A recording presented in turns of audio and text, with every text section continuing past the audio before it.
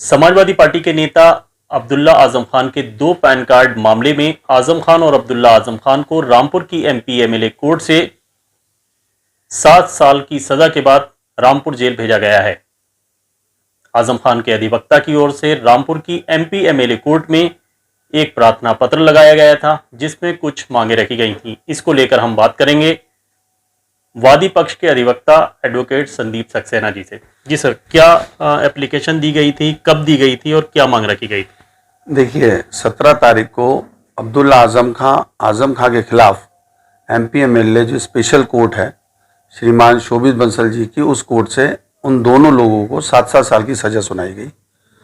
उस जजमेंट के बाद अब्दुल्ला आजम खां और आजम खां के अधिवक्ता ने एक प्रार्थना पत्र माननीय न्यायालय में दिया था। उसमें ये मांग की गई थी कि ये बुजुर्ग हैं, इनको 22 श्रेणी जो होती है A1 क्लास जो जेल है उसमें उसमें रखा जाए। उनको जो सुविधाएं हैं वो A1 क्लास की सुविधाएं मिलनी चाहिए। और दूसरा, दोनों बाप बेटों को एक साथ एक ही जेल में रखा जाए। अरे श्रीमती जी, कुछ तो सस्ता लो, बचत करो। नहीं श्रीमान जी, सब बढ़िया लो, रहने दीजिए। इसमें क्या खास बात है? थोड़े में ज्यादा स्वाद, यही तो है इसकी खास बात। वाओ मामा, क्या स्वाद है। अरे मेरे राजा, इसको लेकर उन्होंने माननीय न्यायालय में एक प्रार्थना पत्र गुजारा था, जिस पर अभियोजन की ओर से आपत्ति दाखिल की गई थी।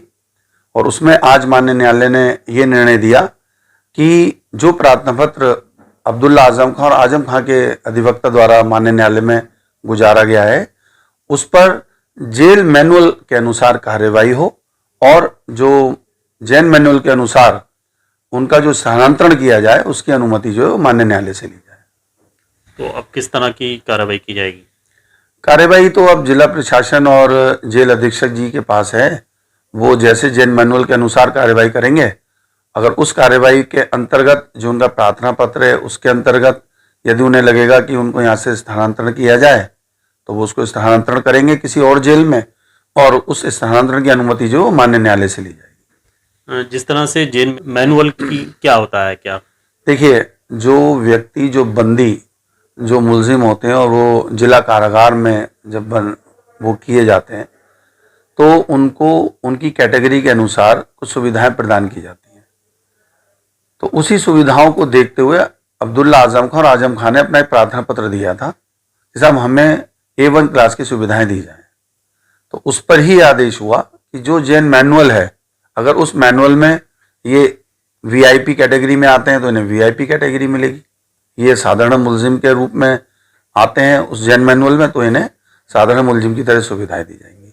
और जिस तरह से आजम खान और अब्दुल्ला आजम खान हैं, तो इनको किस कैटेगरी में रखा जाएगा, क्या अनुमान है? देखिए, आज की डेट में तो ये एक सामान्य आदमी है, ना तो ये कैबिनेट मंत्री हैं और ना ही ये कहीं MLA MP हैं। और इन्हें तो, अगर मैं आपको बताऊं, इनको तो वोट देने तक का अधिकार नहीं है। तो एक तरीके से साधारण व्यक्ति हैं, साधारण व्यक्ति के अनुसार जो जेल मैनुअल कहेगा शायद उसी अनुसार ही कार्यवाही की जाएगी। स्थानांतरण को लेकर अब अनुमति ली जाएगी अगर प्रशासन करता है? हाँ, शासन, वैसे तो ये प्रोसेस शासन के हाथ में है, बट माननीय न्यायालय ने कहा है कि अगर आप इसको स्थानांतरण करें तो मुझसे अनुमति ले लें। धन्यवाद हमसे बात करने के लिए।